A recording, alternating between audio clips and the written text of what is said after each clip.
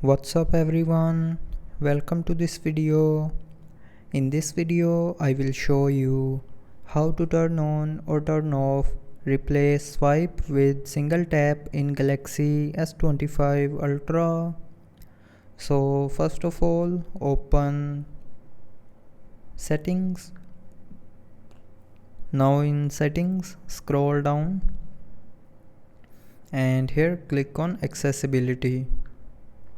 Now in accessibility, click on interaction and dexterity and then click on assistant menu. Now here in assistant menu you will see a replace swipe with single tap button.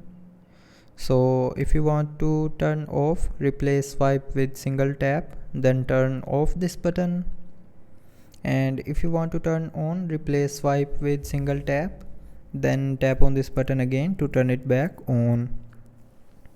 So with this button you can turn on or turn off replace swipe with single tap in Galaxy S25 Ultra. So I hope you liked the video. Thanks for watching.